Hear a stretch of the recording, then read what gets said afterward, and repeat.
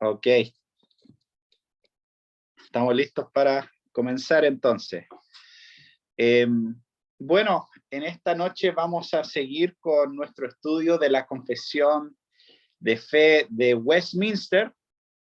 La semana pasada estábamos considerando la perspectiva en cuanto a la teología de pacto y cómo la Biblia entiende los pactos de Dios con el hombre a través de la historia.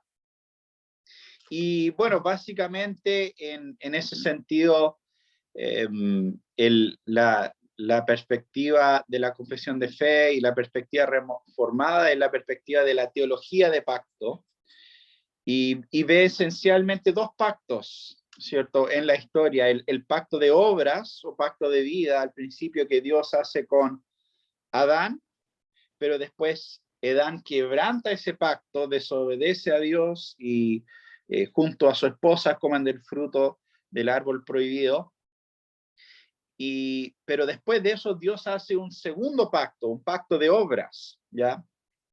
Y todos los otros pactos o administraciones son parte de ese pacto de obras. Y un punto que no mencioné la semana pasada, que es importante, es que esto se diferencia de teología muy común y popular en el mundo evangélico, que es la teología dispensacional, ¿ya?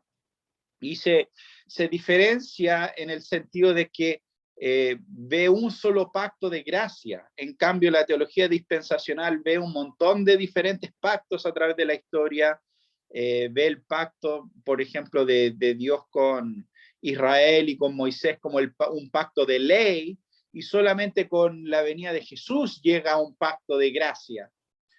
Pero desde la perspectiva de la teología de pacto, toda la historia de redención es parte de un solo pacto de gracia con algunas diferentes administraciones. Entonces ese es un punto no menor en cuanto a una diferencia importante que tenemos desde la Confesión de Fe de Westminster con lo que es mucha teología popular en nuestros tiempos, podríamos decir. Entonces, la teología de pacto es central a todo lo que encontramos en la confesión, ¿ya?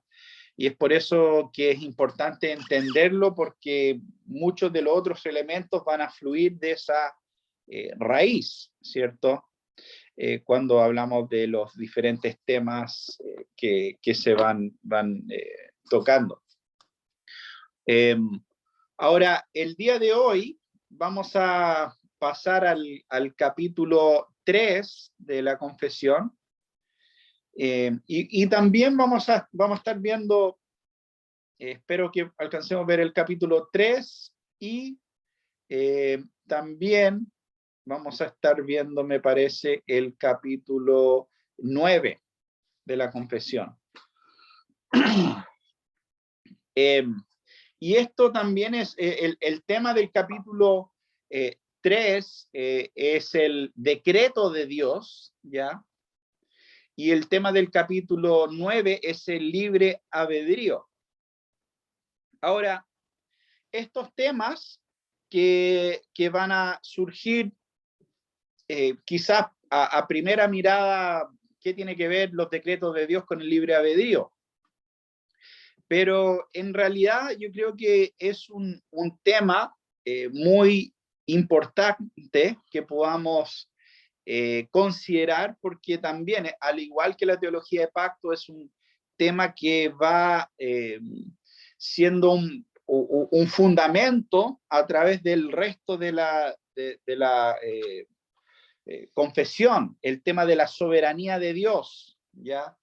De su decreto eterno, de su propósito, y por otro lado, ¿quién es el hombre? ¿Cierto? ¿Y qué libertad tiene realmente el hombre ante los propósitos de Dios? Entonces, por esa razón, en el día de hoy vamos a estar viendo dos capítulos importantes y que de cierta manera van de la mano, porque un capítulo nos habla de quién es Dios, y cuál es el poder de este Dios sobre la historia, sobre su creación y todo lo demás.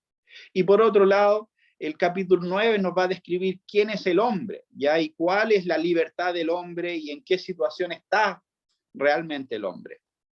Ahora, por otro lado, yo sé que estos temas que vamos a estar hablando son temas muchas veces polémicos y honestamente con esto no tengo un deseo grande de crear polémica o de entrar en largas discusiones sobre muchos de estos temas, pero por otro lado, como son una parte tan esencial de lo que son los otros capítulos de la confesión, no veo una manera de evitarlo, podríamos decir, en ese sentido.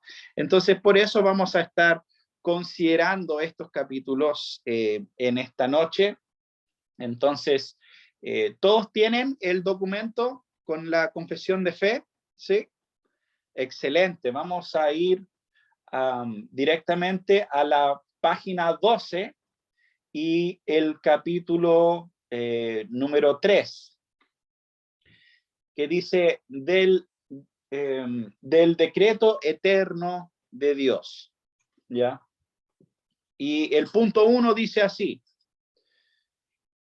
Dios, desde toda la eternidad, por el sapientísimo y santísimo consejo de su propia voluntad, ordenó libre e inmutablemente todo lo que acontece, pero de tal manera que Él no es el autor del pecado, ni violenta la voluntad de las criaturas, ni quita la libertad o contingencia de las causas secundarias, sino que más bien las establece.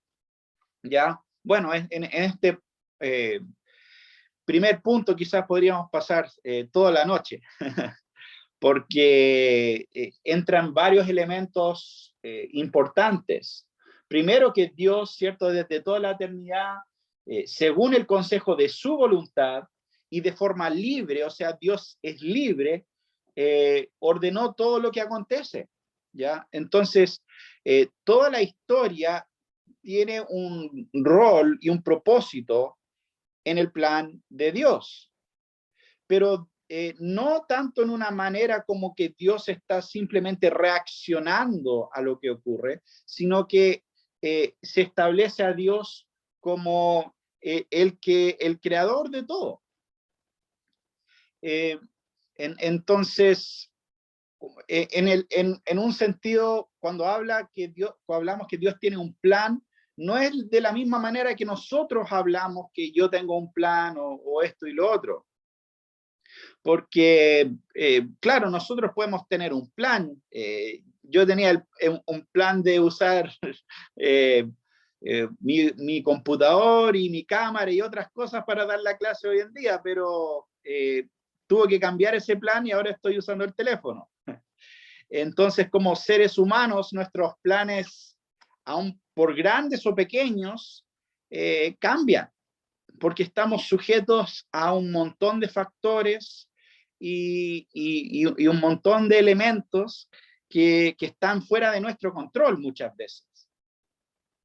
Entonces, yo mañana, por ejemplo, estoy viajando con mi hijo a los Estados Unidos y he revisado los pasaportes, he revisado las maletas, he visto en internet cuáles son las últimas exigencias y esto y lo otro, así que creo que voy a viajar mañana.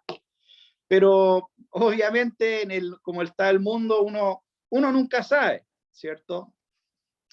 Pero Dios no, o sea, el plan y el decreto de Dios no es ese tipo de plan.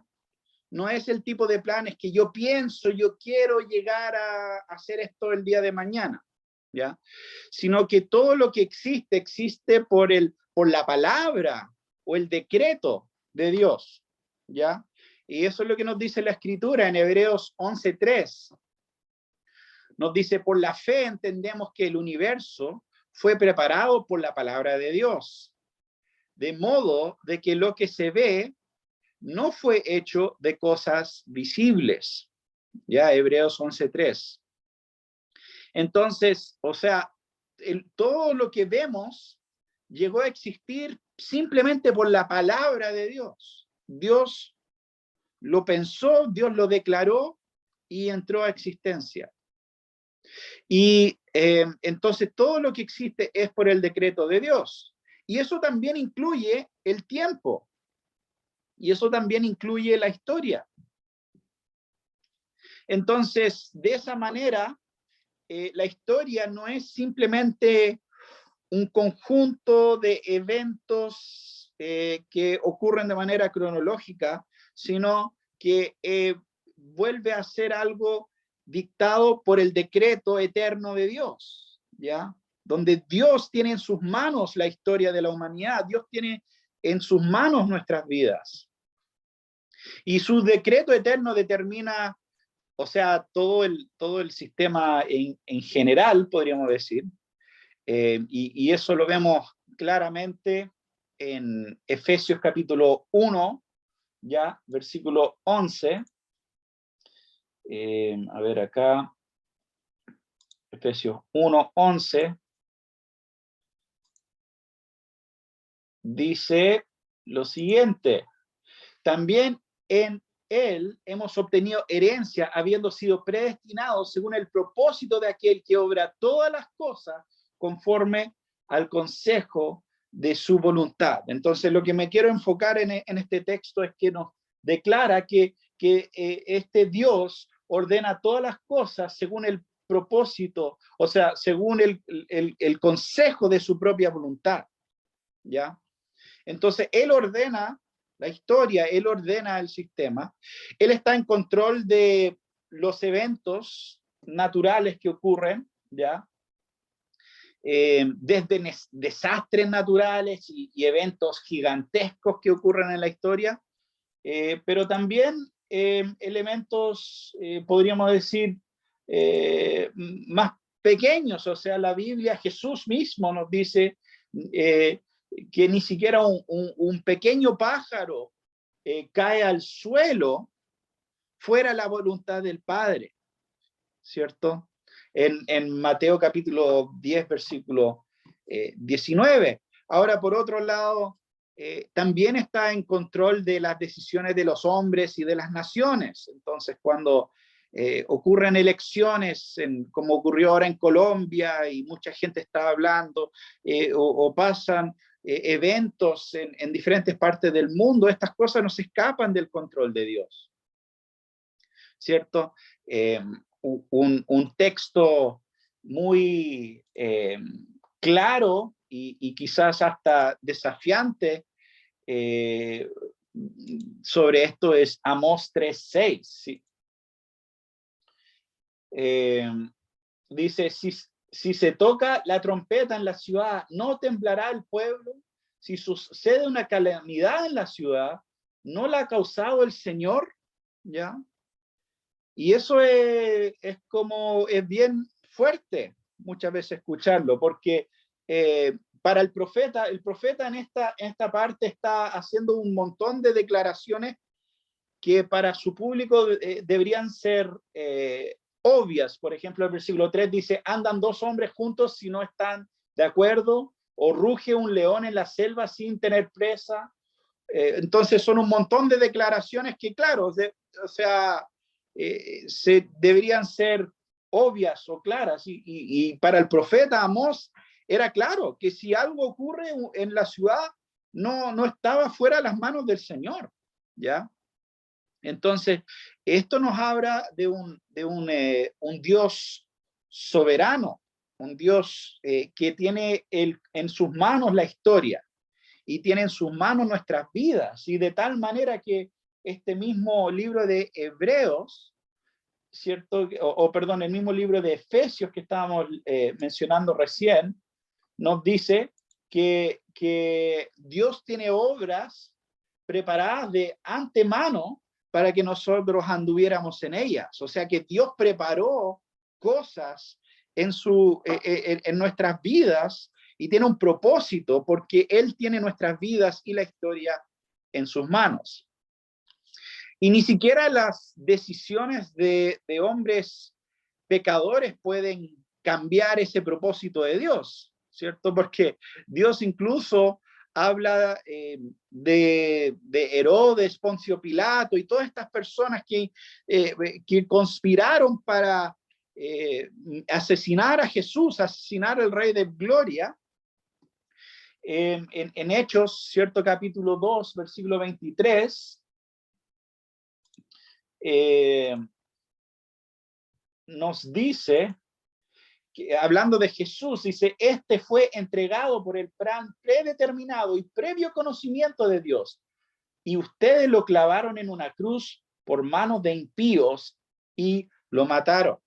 O sea que lo que ocurrió, Jesús siendo entregado, fue por el plan predeterminado de Dios. Ya era el plan de Dios que estos hombres malvados hicieran lo que hicieron, que mintieran, que tomaran a Jesús en la noche y lo llevaran a un juicio totalmente injusto, totalmente una farsa, ¿cierto? Lleno de falsos testigos. Ese era parte del plan de Dios. Y según las escrituras, y en este texto y en otros textos dice lo mismo. Entonces vemos en todo esto a un Dios que es soberano, a un Dios que tiene nuestras vidas, la historia y todos los detalles, hasta qué color de calcetines te pusiste hoy día. Todo eso está determinado por un Dios soberano sobre la historia, en ese sentido. Y Él tiene contados los pelos que en nuestra cabeza. Él sabe si un pequeño pájaro se cae al suelo. Nada de eso ocurre fuera de su voluntad, ¿ya? Esa es la primera parte del punto 1, ¿cierto? Dios desde toda la eternidad, por su sapientísimo y santísimo consejo de su propia voluntad, ordenó libre y inmutablemente todo lo que acontece. Pero, y aquí está un pero importante, en este primer punto, pero de tal manera que Él no es autor de pecado. ¿Ya? Y esto es un punto importante, que si bien Dios puede usar las intenciones pecaminosas de los hombres finalmente para su gloria, Él no es autor de pecado. El hombre es autor de pecado. El hombre se rebela en contra de Dios y el hombre es responsable por esa rebelión. En ese sentido. Entonces, el hecho de que Dios sea soberano sobre todas las cosas no altera la responsabilidad del hombre por sus pecados, en ese sentido. Y eso es algo claro que vemos a través de las Escrituras, que el hombre es responsable ante Dios por sus actos.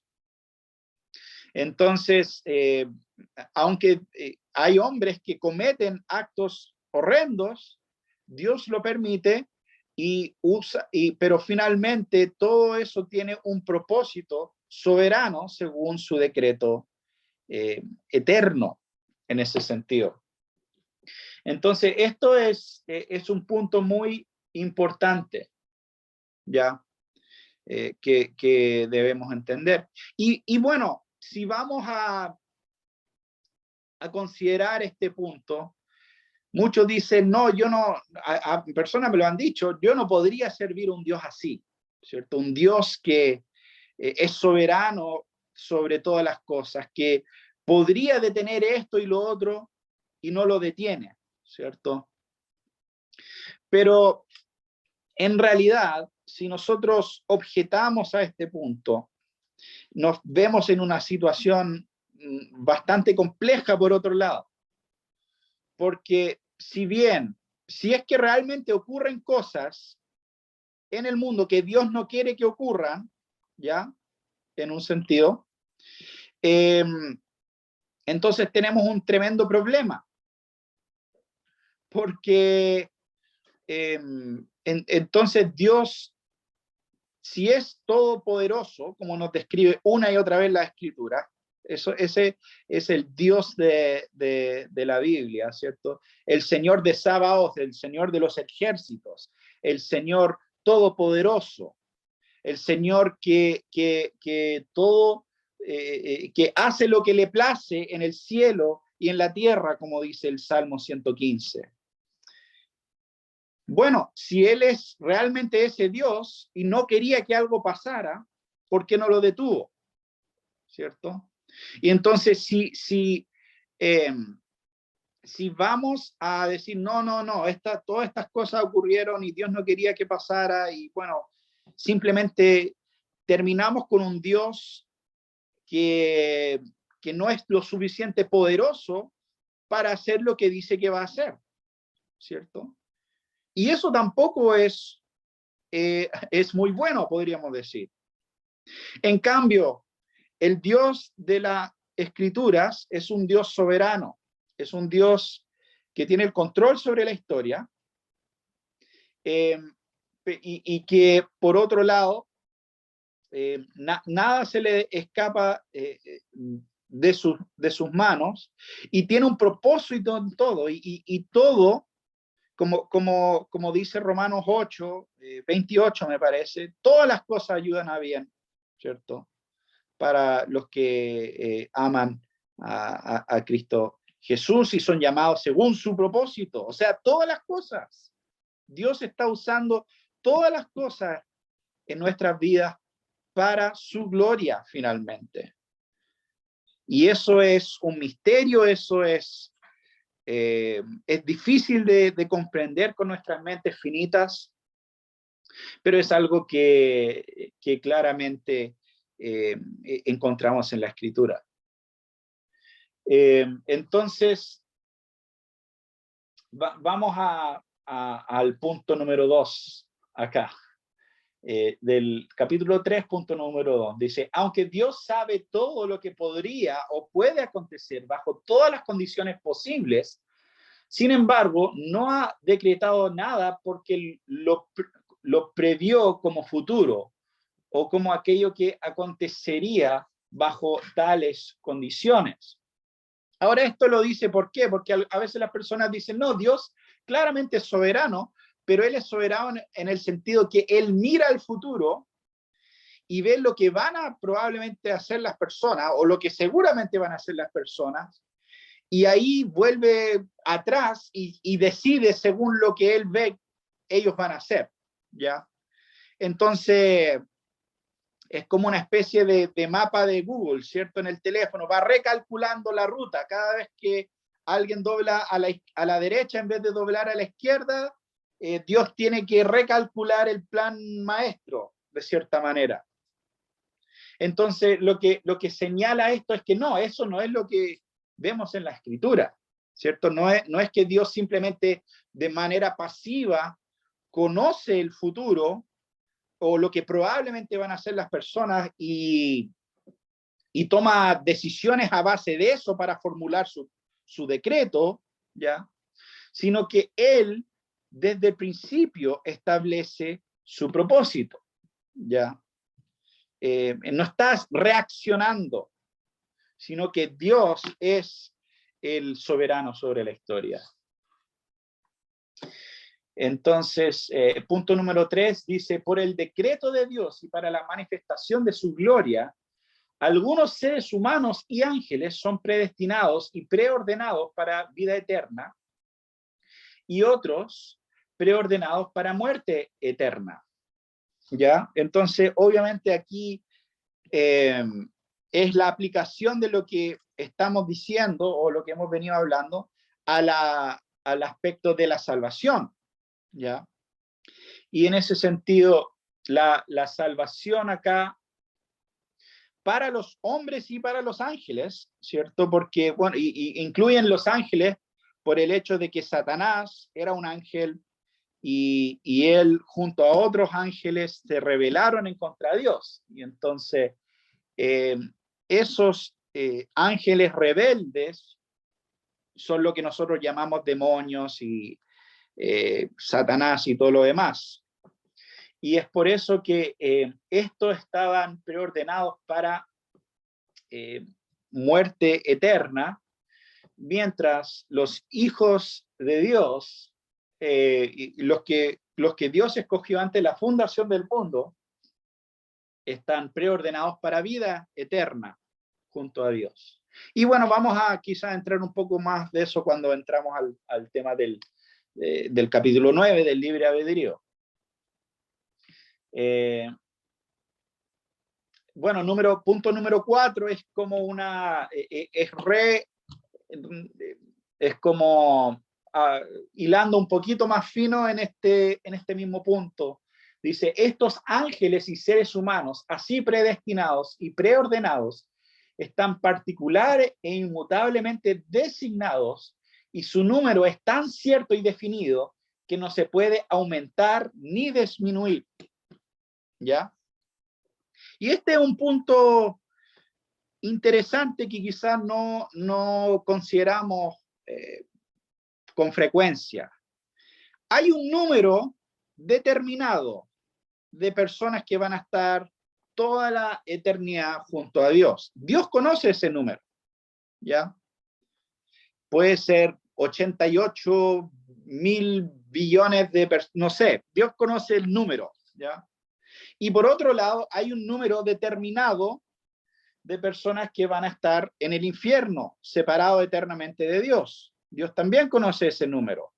¿Por qué? Porque cuando nosotros entramos a la eternidad ya no hay matrimonio, ya no van a nacer nuevas personas, ¿cierto? Entonces hay un número fijo, ¿ya? De la humanidad, de los hijos de Adán, hay un número fijo que va a nacer en la historia. Y ese número fijo, parte de eso va a estar una eternidad junto a Dios y otra parte va a estar separado eternamente de Dios, según lo que enseñan las escrituras. Entonces, es muy, para mí por lo menos cuando estudié por primera vez esta parte me llamó mucho la atención porque nunca había considerado ese detalle, podríamos decir, que hay un número determinado que Dios conoce y ese número no se le puede ni sumar ni restar en ese sentido. Punto número 5. Aquellos de la humanidad que están predestinados para vida, Dios según su eterno y inmutable propósito y el consejo secreto y beneplácito de su voluntad, los ha escogido en Cristo para gloria eterna, antes que fueran puestos los fundamentos del mundo, por su pura y libre gracia y amor, sin la previsión de la fe o buenas obras, o la perseverancia en ninguna de ellas, o de cualquier otra cosa que haya en las criaturas como condiciones o causa que lo mueven a ellos. Y todo para la alabanza de la gloria de su gracia, ¿ya?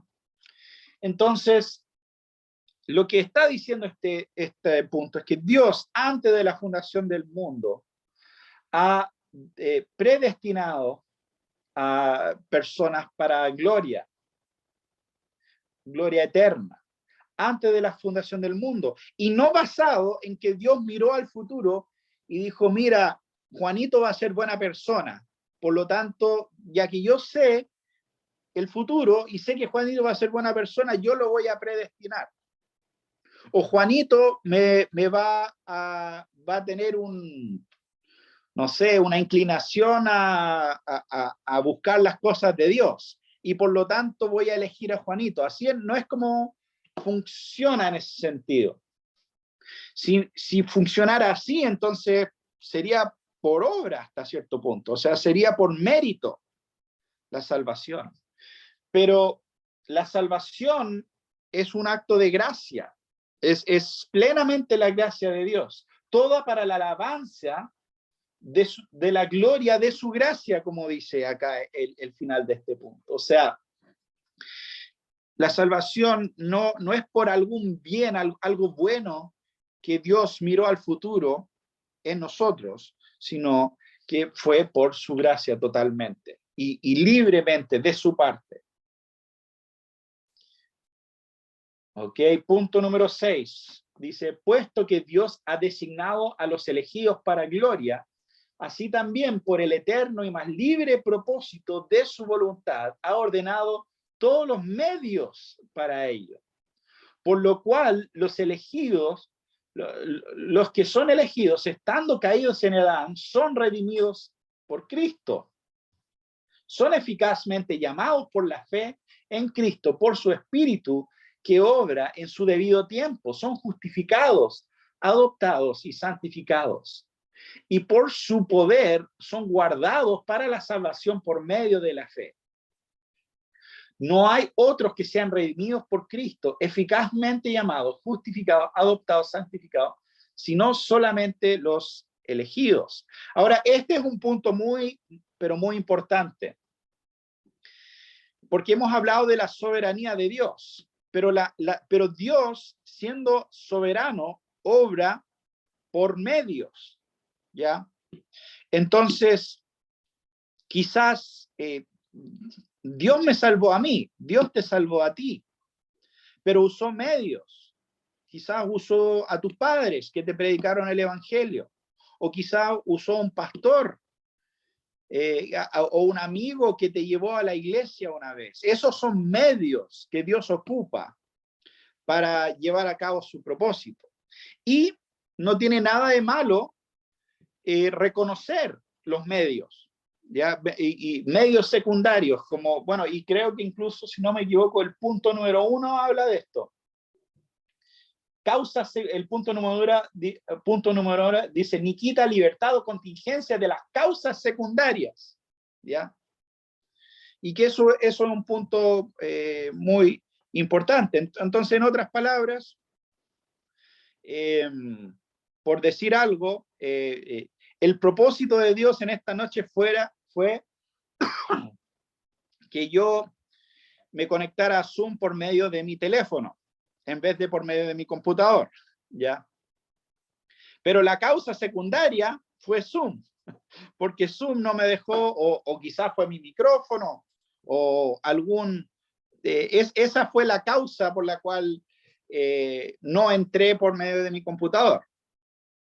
Pero finalmente era parte del propósito de Dios que esta noche ocurriera así.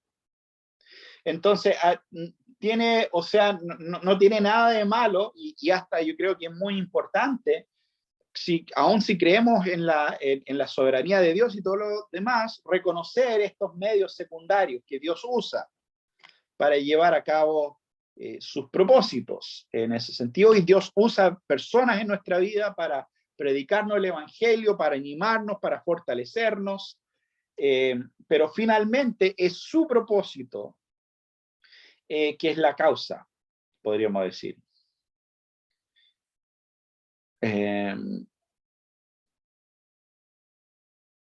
Ok, punto número 7. Dice, al resto de la humanidad, por su pecado, agradó a Dios pasarla por alto y destinarla a deshonra y ira, según el inescrutable consejo de su propia voluntad, por la cual extiende o retiene misericordia como a él le place, para la gloria de su poder soberano sobre las criaturas, para alabanza de su gloriosa justicia.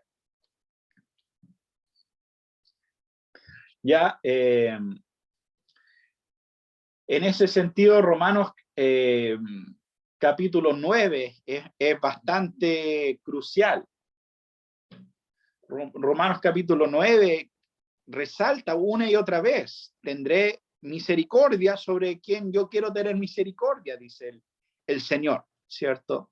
Resalta la soberanía de Dios en ese capítulo.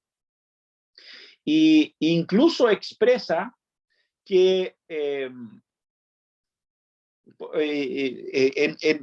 Dios ocupa incluso esas personas que están destinadas a la destrucción para resaltar su propia gloria en ese sentido. Y bueno, ahí Pablo en Romanos 9, 21 y 22 dice, ¿o no tiene potestad del alfarero sobre el barro para hacer de la misma masa un barro para honra y otro para deshonra? ¿Y qué? si Dios, queriendo mostrar su ira y hacer notorio su poder, soportó con mucha paciencia los vasos preparados para destrucción? Y entonces, en otras palabras, la gracia de Dios es resaltado por su justicia y por el juicio de Dios sobre los vasos destinados o preparados para destrucción que menciona Pablo. Y en eso vemos el contraste también de la misericordia que Dios tiene sobre sus hijos en ese sentido.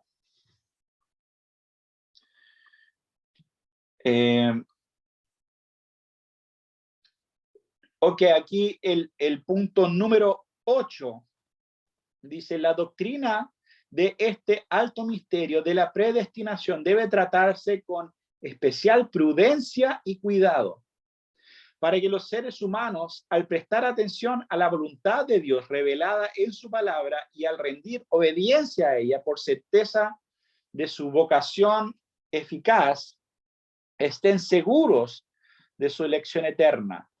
Así que esta doctrina debe ser motivo de alabanza, reverencia y admiración a Dios, y de humildad, diligencia y abundante consuelo a todos los que sinceramente obedecen el Evangelio. Entonces, este punto dice y resalta el hecho de que esto es un misterio, es bastante misterioso. Nosotros estamos hablando donde habla la Escritura, pero donde la Escritura calla, nosotros callamos, no presumimos conocer todos los misterios de Dios y todos los detalles de su plan eterno, ¿ya? Pero lo que Él sí ha revelado en su palabra, con eso nos debe ser suficiente para nosotros. Y es por eso que este punto llama a considerar esta doctrina con prudencia y cuidado, ¿ya? Y considerar estas cosas de esa manera, podríamos decir. Bueno, yo creo que si alguien tiene alguna pregunta, quizás podríamos detenernos ahí, si es que, para ver si es que quedó claro por lo menos esta primera parte, aunque por otro lado también creo que va a ser de harta claridad considerar el capítulo 9, que va a ser justamente sobre el libre albedrío del hombre y la libertad del hombre, podríamos decir. Pero si alguien necesita un poco de claridad sobre algunos de los puntos que mencionamos hasta ahora, podemos tener unos minutos para hablar de eso. Sí.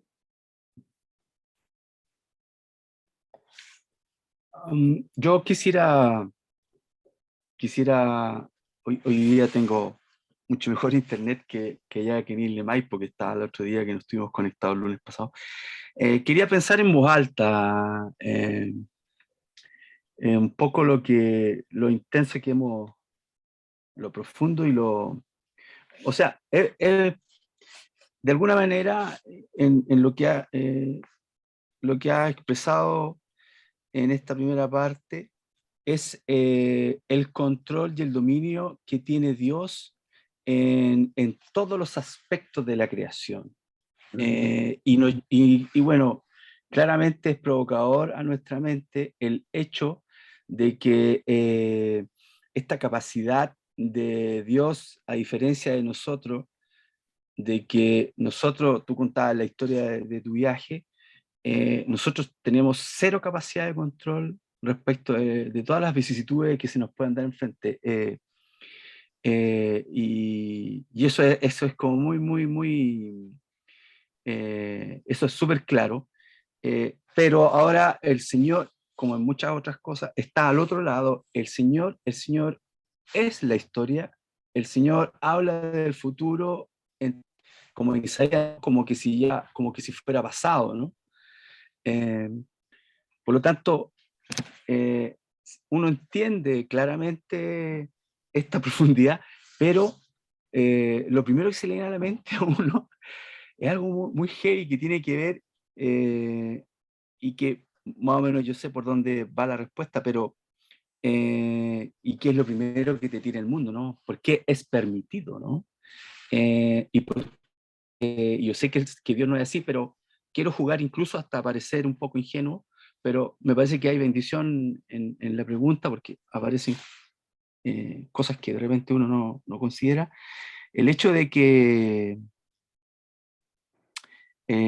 por ejemplo, uno comprende una magnitud de esto que has expresado en esta primera parte, y alguien podría pensar, ¿y por qué no hacer un camino más corto, por ejemplo? Claro. ¿No? Ujú. Y yo me imagino que alguien hace la pregunta y de verdad que por eso es tan lindo estudiar esto y muchas gracias por bendecirnos de esta manera, porque como que también sentí que esto es lo que el Señor exige para estar preparados a la hora de enfrentar el mundo y llevar al Señor y poder dar toda esta respuesta, ¿no? Mm. ¿Por qué el Señor entonces no toma el camino corto o de alguna manera, yo sé que Él no lo va a hacer porque su plan no está completamente revelado porque ni siquiera nadie sabe el momento de cuando Cristo regrese, ¿no? Ni siquiera Él. Entonces, solo el Padre. ¿Cómo te manejas ahí? Sí, bueno, lo que estás diciendo me hace pensar en Dios. Yo lo veo como porque a mí me gusta mucho el tema del cine y bueno, de hecho estoy metido un poco en algunos de esos temas, pero como Dios es el director de la obra que tiene un guión y tiene un plan que para nosotros a veces es como, ya, pero ¿por qué está haciendo eso? No sé si han visto una buena película alguna vez, es uno que llegas al final totalmente sorprendido, ¿ya? De una buena película. Tú estás viendo y estás diciendo, no, pero ya, ¿y qué tiene que ver eso? Y después todo conecta, Claro, quedas como, sí. wow. O, Y o yo, muchas veces, claro, o muchas veces uno llega al final y recién comprende por qué se dieron algunas circunstancias en la mitad de la película, por decirte algo, ¿no? Por lo exactamente. tanto, no conocer el final, muy claramente no vamos a entender un montón de cosas. Por ejemplo, yo pienso en alguien como José, por ejemplo, ¿cierto? Que fue un joven maltratado por sus hermanos, lo querían matar, pero al final decidieron, en vez de matarlo, venderlo como esclavo a Egipto. Y después llega a Egipto y le empieza a ir bien, aún como esclavo, pero después la esposa de su amo lo acusa falsamente y se va preso, ¿cierto? Le empieza a ir bien, le va mal. Y después le dice el futuro a dos personas importantes dentro del gobierno que estaban presos también, y piensa, ya, aquí está mi salida, ahora me van a sacar, y se olvidan de él. Y él, años, me imagino, donde está pasando toda esta historia, pensando, bueno, ¿y qué estoy haciendo acá? ¿Por qué mi vida está yendo en esta dirección? Y no sabía que era el plan de Dios convertirlo en el hombre más poderoso prácticamente de Egipto. Y por otro Mm. lado, no sabía que ese convertirlo en el hombre más poderoso no era simplemente un capricho, sino que era para salvar a toda su familia, ¿ya? De la hambruna y darles un lugar donde podían estar por un tiempo. Y es por eso que cuando muere el papá de José, sus hermanos se acercan y están preocupados porque ellos sabían que lo que habían hecho era horrible, ¿ya? Ellos sabían que era pero grotesco lo que le hicieron a su hermano. Y entonces hasta, yo no estoy seguro, pero creo que hasta quizás empezaron a inventar un poco para salvar su pellejo, de cierta manera. Empezaron a decir, no, mira, nuestro padre antes de morir dijo que no nos hagas nada y no tomes venganza de nosotros y todo lo demás. en ese sentido. Pero, y es muy interesante la reacción de José a sus hermanos, porque se pone triste. Y dice, o sea, ¿acaso yo soy Dios? Esto era, él en otras palabras dice, esto era el plan de Dios. Ustedes intencionaron esto para mal, pero Dios lo intencionó para bien. Es lo que les dice básicamente. Entonces, eso en Génesis 48. En ese sentido. Entonces, es muy interesante cómo él parece entender que, claro, él pasó por malos momentos, y sí, la intención de los hermanos fue malvado. Él en ningún momento excusó las intenciones de ellos, él reconoció. Pero aún esas malas intenciones de los hermanos de José fueron usadas para bien en el plan eterno de Dios, el plan soberano de Dios. Así que para nosotros es muy difícil, porque tampoco no siempre, como la historia de José, no siempre vemos no siempre tenemos ese momento, antes de la eternidad. Hay muchas cosas que han pasado en nuestras vidas o que otros han vivido que quizás con el Señor no vamos a entender, ¿cierto? Sí, pero quería comentarte que mientras te escuchaba se me vino la palabra, sentí la palabra esperanza. No somos llamados a cuestionar, sino que a vivir en la esperanza en gloria. Un poco que es lo que movía a José, y evidentemente su fe también, ¿no? Y que finalmente ese que tú comentas, en algún momento le permitió decirle a su hermano que él entendía todo, por cuanto si la prueba le hubiera llegado a alguno de ellos, no se hubiera dado el plan, y que él sabía que era él, no era otro, para poder obtener el resultado que se obtuvo. Así es, y bueno, todo eso vuelve a lo que a esta sección gloriosa de Romanos capítulo 8, ¿cierto? Y sabemos que para los que aman a Dios, todas las cosas cooperan para bien. Esto es, para los que son llamados conforme a su propósito. Y bueno, justo antes de eso, conectado con lo que está diciendo, versículo 24 dice, porque en esperanza hemos sido salvados. Pero la esperanza que se ve no es esperanza. Pues, ¿por qué esperar lo que uno ve? Pero si esperamos lo que no vemos, con paciencia lo aguardamos. Entonces, nuestra esperanza finalmente está asociada con el hecho de que Dios es soberano, ¿ya? Porque si Dios no fuera soberano, entonces ya a veces le achunta y a veces no. Tiene un plan y Dios está haciendo lo mejor que puede, pero no siempre le resulta. Si eso fuera la realidad, entonces sería una falsa esperanza. Pero una verdadera esperanza que nosotros tenemos está puesto en este Dios soberano. Dios que mueve todas las... tremendo. Entonces, cuando uno duda, claramente cambia la fuente.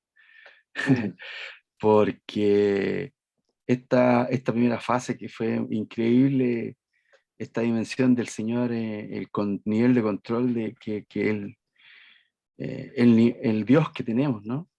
No podemos entenderlo en esa etapa y después cuando vengan las cosas, dudar, no puedes cambiar la fuente. Claro. Porque por lo que acabas de comentar, la esperanza de que Dios es soberano, saber que su plan... Wow, se me vinieron un montón de cosas a la mente, porque sus pensamientos son más altos, porque sus caminos son más altos, porque su plan es más alto. Entonces, como que nuestro rol es bendecir la tribulación, por ejemplo, ¿no? Y, y entender que el plan es mayor y aferrarse a esa esperanza de gloria, esa fe. Exactamente. Sí, y es Eh, difícil a veces, ¿cierto? Es sí, difícil sí, ver la sí, o situaciones eh, o la vida de nosotros o de un ser querido está en riesgo y se pone complicado muchas veces, pero sí. el Señor finalmente que nos sostiene en todas esas cosas. Es el Señor que nos sostiene en los cambios políticos y tanta cosa que está totalmente fuera de nuestro control, ¿cierto?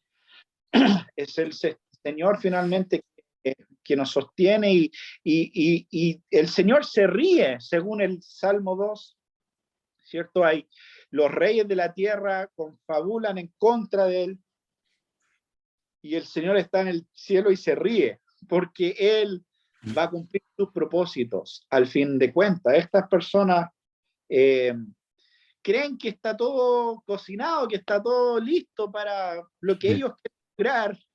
Y es por eso que Pablo incluso dice, si hubieran sabido, ¿cierto? Los gobernantes de este siglo, si hubieran sabido lo que estaban haciendo, no hubieran crucificado al Rey de Gloria, ¿cierto?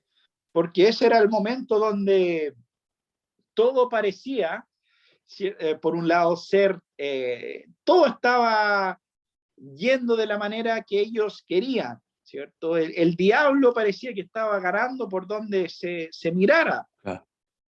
pero literalmente lo que estaban haciendo era cavar su propia tumba. Literalmente al crucificar al Rey de Gloria, estaba Qué increíble.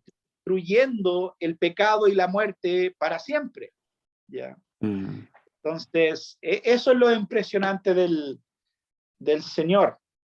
No me Sí. acuerdo si fue Agustín o uno de estos teólogos antiguos dijo que la historia del cristianismo es una serie de victorias disfrazados de derrotas. ¿Ya? O has dicho algo que estaba pensando y que justamente diste en el clavo, esto de que el cristianismo ha construido su victoria de que como la iglesia primitiva tenía una convicción justamente en esto que nos estás haciendo, de que tenían la convicción y solidificado en su espíritu a tal punto de que su mente y su cuerpo eran funcionar a este conocimiento de que el plan de Dios es glorioso, de que a ellos no les importaba, voy a decirlo así, eh, ningún tipo de aflicción. Y que ellos como que también sabían de que su sangre derramada, y evidentemente esto es claro por ahí, pero la de nuestra iglesia primitiva era para producir vida. La muerte de Pablo, la muerte de Pedro, y la muerte en todo aspecto, en su victoria en las tribulaciones que tuvieron, su muerte física. Para ellos eso no era lo importante, sino que era el mensaje que dejaban de esperanza, de que ellos nunca iban a dejar de luchar. Y qué hermoso en cómo el reino es tan a la inversa del mundo, porque si tú le decías a alguien del mundo, es que yo tengo que morir para ti,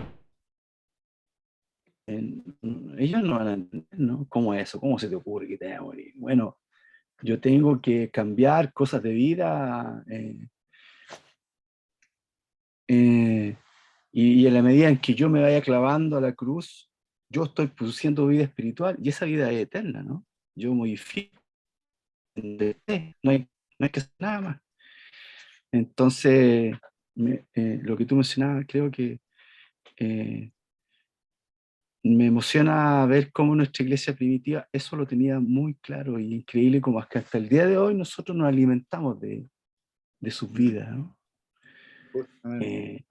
Y es increíble qué tan maravilloso podríamos llegar a crear si nos aferrásemos a esta profunda verdad, ¿no? De no Claro. cuestionar nada, de bendecir la tribulación, de comprender que todo es para bien Mm. y ser funcional a eso, ¿no? En vida, en gestos de vida. Wow, Sí, tremendo, maravilloso. justamente, bueno, la otra vez escuché una cita de Napoleón.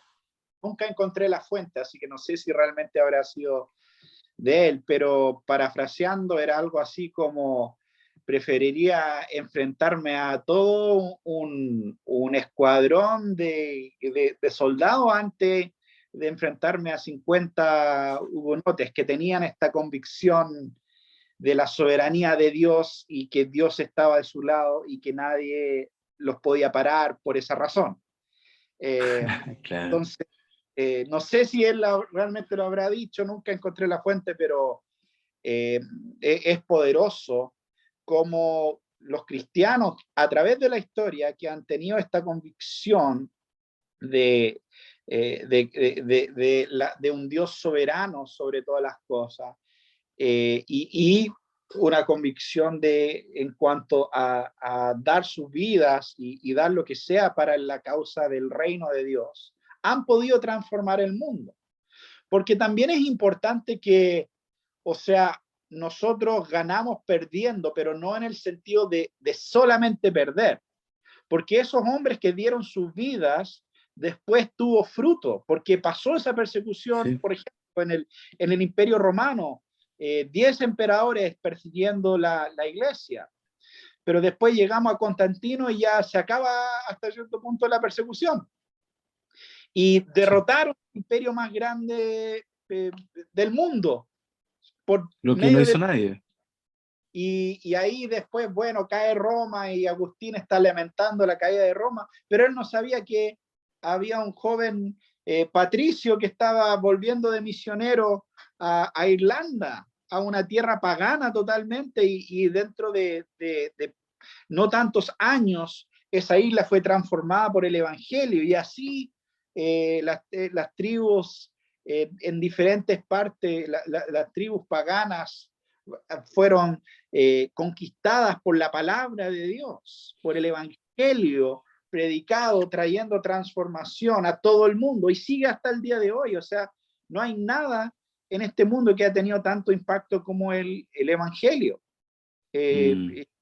Y literalmente ha dado vuelta al mundo. Entonces, es importante recordar eso, ¿cierto? Dentro Mm. de todo, cómo Dios va moviendo de manera soberana a su iglesia y cada uno nos toca la generación que Dios decidió, simplemente, y las circunstancias y los momentos y los desafíos que Dios nos ha puesto por delante. Mm. Pero lo importante es que Dios nos puso por delante estas cosas, no son al azar. Los desafíos que estamos enfrentando, Dios los está usando para un propósito en nuestras vidas. Y yo Mm. creo que va a hacer toda la diferencia cuando Wow. miramos la vida, cuando miramos nuestra realidad en ese sentido. Mm. Maravilloso. Tremendo. Excelente. Bueno, hermano, no sé si alguien más tiene un comentario o pregunta sobre este tema.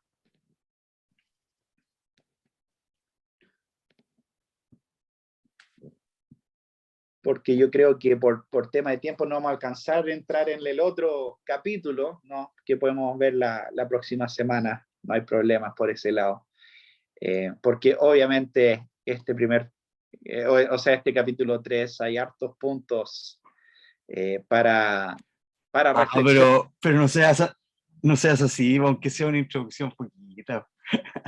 Ya, bueno, los primeros puntos, por lo menos, vamos a ver hasta dónde llegamos. Lo bueno de todo esto es que no hay apuro, porque de ninguna manera vamos a hacer los 33 capítulos, así que, así que lo que logramos ver se puede estudiar en casa. Pero bueno, veamos acá capítulo 9, por lo menos. Del libre albedrío.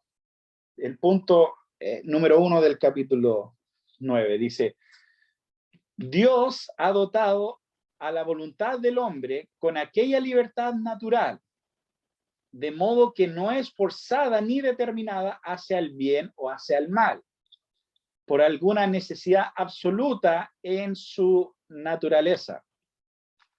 Ya. Ahora, esto puede sonar un poco extraño, este primer punto, después de todo lo que hemos hablado sobre la naturaleza del hombre, la caída y todo esto. Pero hay que entender que este primer punto es una declaración sobre la humanidad antes de la caída, sobre la humanidad en su esencia, podríamos decir. Y que por necesidad de su naturaleza normal, no está obligado a hacer el bien o el mal, ¿ya? Y esa es la manera que Adán llegó a este mundo, ¿cierto? Adán no tenía una obligación a hacer el bien o una obligación a hacer el mal, tenía una libertad, podríamos decir. Y es importante este punto, porque ¿por qué lo definimos de esta manera? Porque estamos viendo qué es de la esencia de ser humano. ¿Es esencial para ser humano tener una naturaleza pecaminosa? No, porque Jesús fue un ser humano y él no tenía naturaleza pecaminosa, por ejemplo, y fue realmente humano. Y nosotros, cuando seamos resucitados, cuando Cristo vuelva, no vamos a tener naturaleza pecaminosa y vamos a ser seres humanos aún así, ¿cierto? Entonces no es esencial de lo humano tener una naturaleza pecaminosa, podríamos decir. Y ese es en parte el punto de este del punto 1. Ahora el punto 2 dice: el hombre en su estado de inocencia tenía libertad y el poder para desear y hacer lo que es bueno y agradable a Dios. Pero esta inocencia era mutable, de tal manera que podía caer de ella. ¿Ya? Entonces, Adán y Eva no estaban obligados a pecar, pero tenían la habilidad de pecar o de no pecar, en ese sentido. Y punto número 3 dice: el hombre mediante su caída en el estado de pecado ha perdido totalmente toda capacidad para querer algún bien espiritual que acompañe la salvación. De tal manera que el hombre natural, siendo completamente opuesto a aquel bien y estando muerto en pecado, es incapaz de convertirse o prepararse para ello por su propia fuerza. Entonces, fíjense que ahora está usando natural en otro sentido, porque en el primer sentido está hablando de una necesidad absoluta por naturaleza en cuanto a su esencia humana, pero ahora está hablando del hombre natural en cuanto al hombre caído en Adán, el descendiente de Adán caído, ¿cierto? Dice que ha perdido totalmente la capacidad de querer algún bien espiritual, de buscar lo bueno, y la escritura dice esto explícitamente. Y nos dice, por ejemplo, en Romanos capítulo 8, versículo 7, dice, versículo 6 dice: porque la mente puesta en la carne es muerte, pero la mente puesta en el espíritu es vida y paz. La mente puesta en la carne es enemiga de Dios, porque no se sujeta a la ley de Dios, ni siquiera puede hacerlo, ¿ya? no puede sujetarse a la ley de Dios. Hay una incapacidad en el hombre, en la mente puesta en la carne. Hay una incapacidad de sujetarse a los mandamientos de Dios. Y eso es parte de su naturaleza caída. Y de la misma manera, ¿cierto? El Romanos capítulo 3 nos dice, no hay justo, ni aun uno. Todos se han desviado, aún se hicieron inútiles. No hay quien haga lo bueno, no hay ni siquiera uno, ¿ya? Y después el mismo texto dice, no hay quien busque a Dios. Entonces, Romanos capítulo 3 nos dice que nadie hace lo bueno, nadie busca a Dios. Que todos se desviaron, ¿cierto? Entonces, el hombre por sí solo, y aquí está el punto importante, si la salvación dependiera en parte del hombre, nadie sería salvo, ¿ya? Porque si la salvación dependiera del hombre y nadie está buscando a Dios y nadie hace lo bueno, sería el marcador sería 0, porque nadie se acercaría a Dios. Entonces, el hombre natural está completamente apuesto a aquel bien y está muerto en pecado. Ya esa otra imagen que vemos en las Escrituras. Un muerto no puede hacer nada. Un muerto está tirado en el suelo, ¿no? Está totalmente incapacitado de convertirse o de hacer algo en su propia fuerza para ganar favor o salvación en cuanto a Dios. Entonces, este es un punto muy importante. Punto número 4 dice, cuando Dios convierte a un pecador y lo traslada al estado de gracia, lo libera de su esclavitud natural bajo el pecado. Y solo por su gracia lo capacita para desear y hacer libremente aquello que es espiritualmente bueno.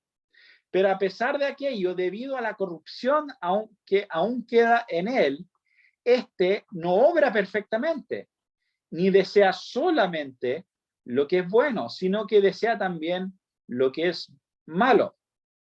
En otras palabras, el Señor nos libera, ¿cierto? Cuando nos salva, nos libera de la esclavitud del pecado y nos, por su gracia, ahora, como hijos de Dios, sí podemos desear lo bueno, sí podemos desear agradar a Dios, sí podemos desear estas cosas que acompañan la salvación. Pero aún eso no lo obramos perfectamente. Todavía queda una parte de nosotros, ¿cierto? Una parte de la corrupción aún queda en nosotros y que también buscamos lo malo muchas veces. ¿Ya? Y eso continuará, y el punto 5 dice, solamente en el estado de gloria la voluntad del hombre es hecha perfecta y inmutable, libre para hacer únicamente lo que es bueno. ¿Ya? Entonces el punto acá es que esta idea de la libertad, de la voluntad del hombre, está limitada por varias cosas. Está limitada por la naturaleza pecaminosa del hombre. Ya el famoso predicador Charles Spurgeon, ¿cierto? Dijo alguna vez, hizo una ilustración, encuentro muy buena. Dijo, mira, si tú estás en un cuarto y al lado derecho pones un tremendo banquete, ¿cierto? Un tremendo banquete con comida y postres y de todo. Y a la mano izquierda pones un montón de basura, todo el resto, las sobras, una bolsa de basura.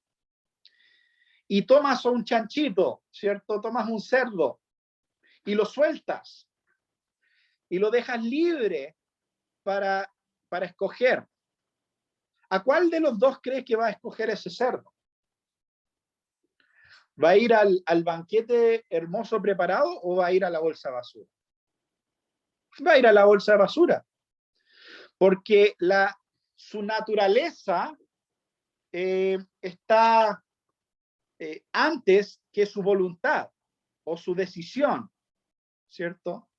Su voluntad es determinada por su naturaleza, y su naturaleza de cerdo lo lleva a correr hacia la basura, ¿ya? Lo mismo pasa con el hombre caído en sus delitos y pecados, el hombre caído en Adán. Como ya vimos en varios textos, el hombre no desea las cosas de Dios, no busca a Dios, corre hacia la basura 100%. Entonces, aun cuando alguien le ofrece, ven a Cristo, a menos que haya una intervención divina, ese cerdito va a correr a la basura, ¿ya? Entonces, eso es un punto muy importante. No es que Dios está poniéndole una pistola en la cabeza a las personas y haciéndolos escoger lo malo. La naturaleza caída del hombre lo lleva naturalmente a lo malo. Y es solo por medio de la regeneración, solo por medio del nuevo nacimiento, ¿cierto? Jesús le dijo a Nicodemo que si no naces de nuevo ni siquiera puedes ver el reino. Entonces necesitamos ese nuevo nacimiento. Necesitamos ser regenerados para buscar a Dios, para tener una relación con Dios, para ser salvos, finalmente. Entonces, el hombre es libre en el sentido de que hace lo que quiere hacer, pero su naturaleza pecaminosa lo limita a no buscar finalmente esas cosas que acompañan la salvación, porque el hombre necesita un salvador, y el único salvador es Jesucristo, básicamente.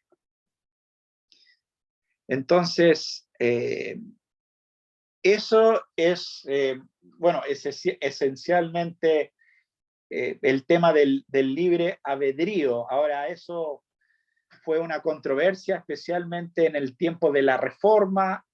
Había un sacerdote llamado Erasmo de Rotterdam, conocido, y él escribió un tratado sobre la libertad de la voluntad del hombre, dirigido hacia Lutero, ¿ya? Y Lutero escribió un tratado en respuesta, diciendo como la atadura de la voluntad del hombre. Ya no me acuerdo cuál es la traducción específica en la versión en español, pero es algo similar, o sea, diciendo que el hombre no es libre en su voluntad, porque está limitado por el pecado. Y Lutero fue muy interesante porque él dijo que de todos los temas que se estaban debatiendo, del Papa y de los sacramentos y de las indulgencias y de los santos y todo, él dijo, mira, qué bueno poder hablar contigo, Erasmo, porque tú le diste al clavo, básicamente es lo que le dijo. O sea, tú tocaste el punto que realmente es clave, es más clave que todas esas otras cosas. Porque para Lutero, la enseñanza de que el hombre estaba muerto en su pecado y que Dios era soberano y que la libertad del hombre estaba limitada por su naturaleza pecaminosa, para Lutero eso era tan claro en las Escrituras que si realmente no era así, si realmente era falsa esa idea, entonces sí, el hombre no, las personas no deberían tener acceso a la Biblia. ¿Por qué? Porque ¿cuál era el argumento de la Iglesia Católica? Era, no, si nosotros le damos el texto bíblico tiene que ser interpretado por expertos, tiene que ser interpretado por los sacerdotes y por la Iglesia, ¿ya? Si nosotros traducimos la Biblia a los idiomas vulgares, a los idiomas comunes, entonces todos van a poder leerla y se van a confundir y van a llegar a conclusiones erradas. Entonces, para Lutero, este punto era tan tan claro en las Escrituras que él dijo, mira, hablar de este tema es más importante que hablar del Papa y todo lo demás. Porque si esto realmente es una falsa enseñanza, lo que yo estoy diciendo, entonces, wow, realmente no deberíamos estar leyendo la Biblia, básicamente lo que estaba diciendo, porque es algo tan claro en la Escritura. Realmente necesitaríamos que la iglesia lo interpretara por nosotros. Entonces, por eso, bueno, todo esto, las confesiones de fe que estamos considerando, estudiando, fueron escritas en el contexto de la Reforma Protestante, y por lo tanto estos temas son bastante centrales a la cosmovisión que surge de textos como la Confesión de Fe de Westminster, y es por eso que es importante mencionar y tocar algunos de estos puntos, como la libertad del hombre y lo que dice esta confesión al respecto. Ok, bueno, no sé si alguien... Eso fue, no me había fijado que era tan cortita la parte de la libertad del hombre, así que bueno, nos alcanzó el tiempo, podemos ver lo que fue este capítulo número 9. No sé si alguien tiene una pregunta o comentario sobre esta sección o la anterior.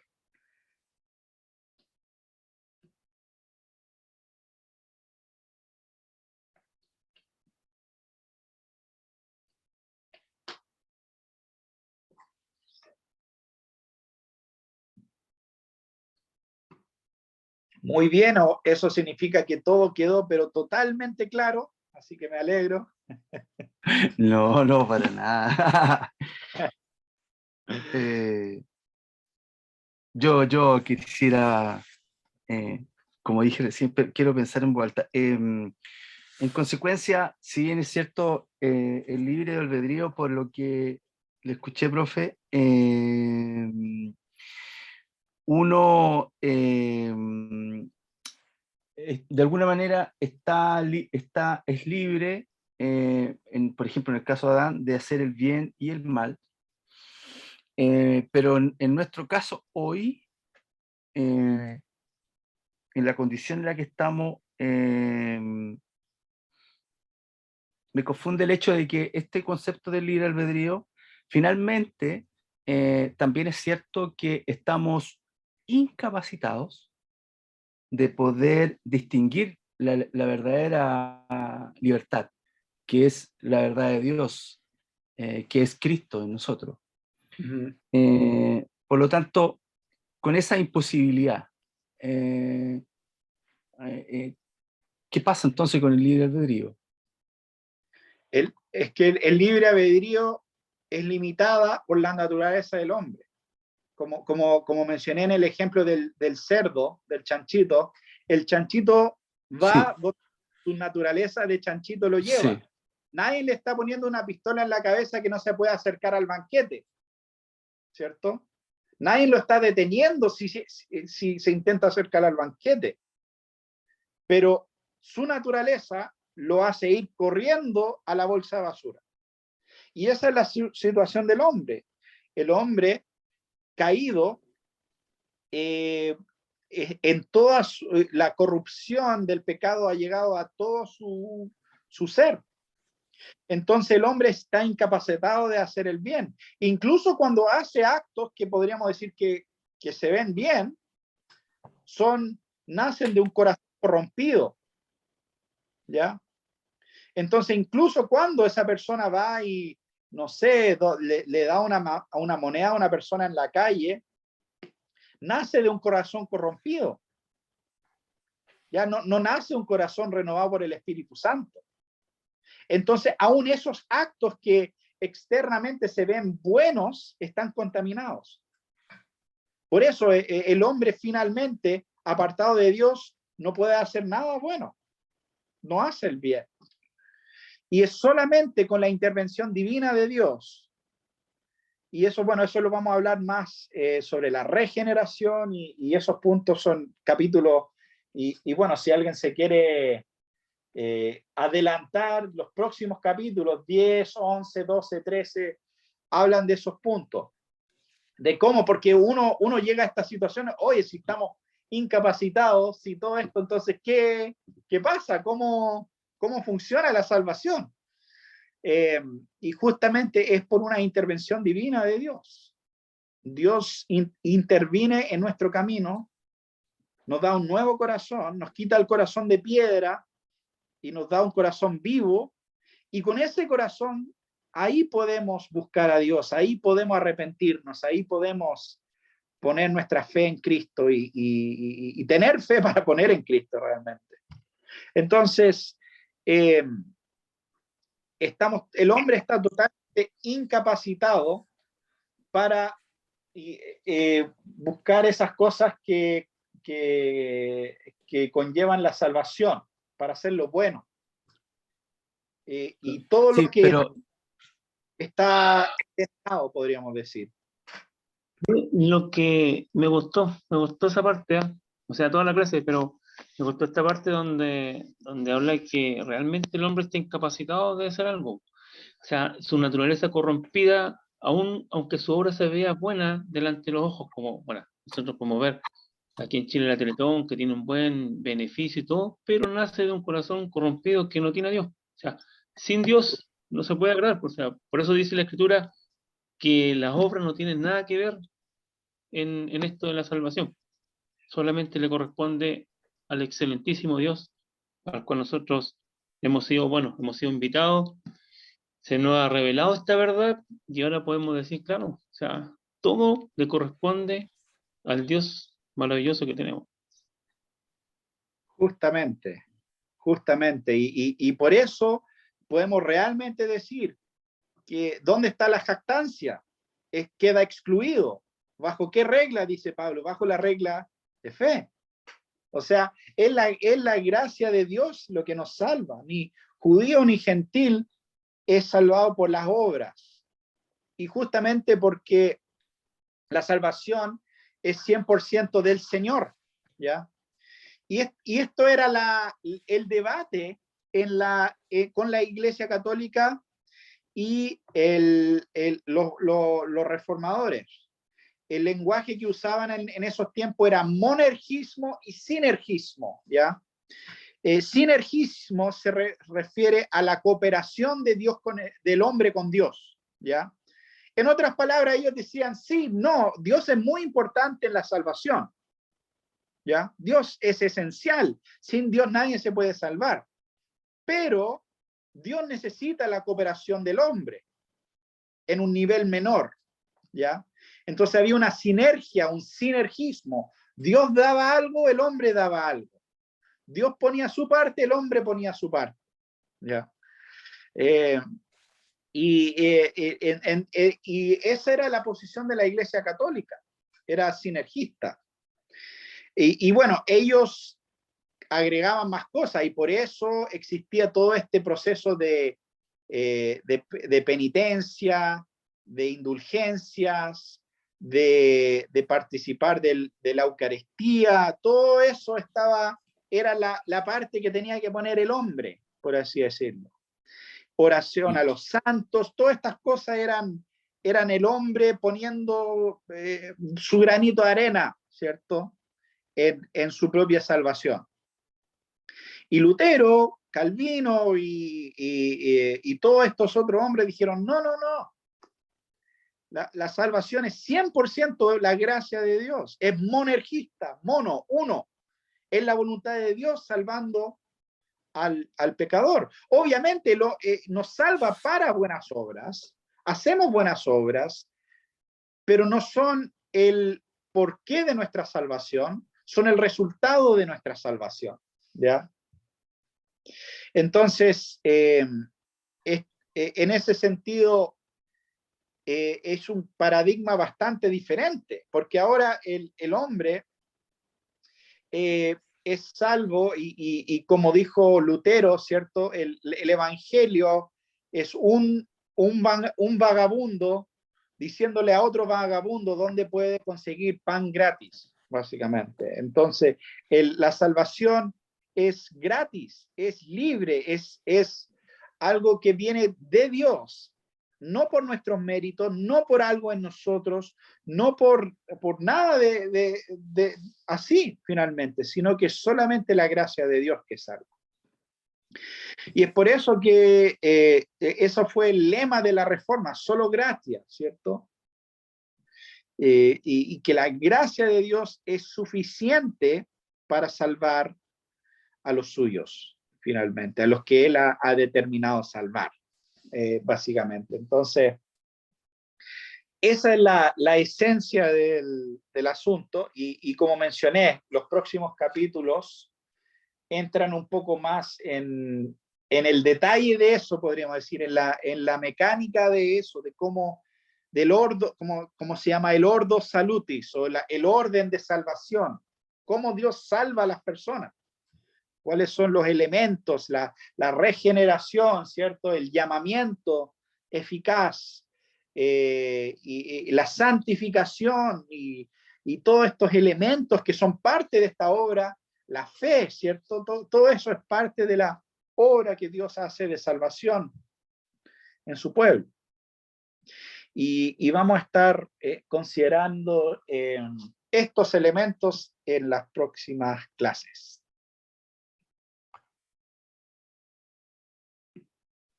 Muy bien. Hola, hola.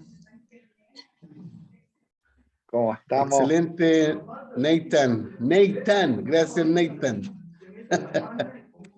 Muchas gracias por tu exposición.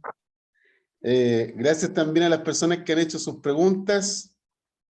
Si quedan más preguntas, les pido por favor si lo pueden hacer por chat, lo pueden hacer por WhatsApp, y yo le hago llegar a Nathan las preguntas para que puedan ir avanzando con las inquietudes que quedan de la clase, ¿ok? Perfecto. Y bueno, vale mencionar que esta clase va a ir muy ligada con las próximas dos clases. Entonces, podemos también tocar algunos de estos temas en las próximas, que están un poco conectadas. Perfecto, súper bien. Excelente. Bueno, está con nosotros Jenny. Vamos a hacer lo siguiente. Por razones de tiempo, son las 20:45. Jenny, ¿es posible que podamos tener 5 minutitos para que puedan prepararse un café, ir y volver? Imposible. Sí, hoy. Ok. Vale. Nathan, un abrazo. Muchas gracias, amigo. Muchas Excelente gracias. clase. Muchas gracias, Un abrazo, hermano. que esté muy bien. Bendiciones, profesor, gracias. Gracias.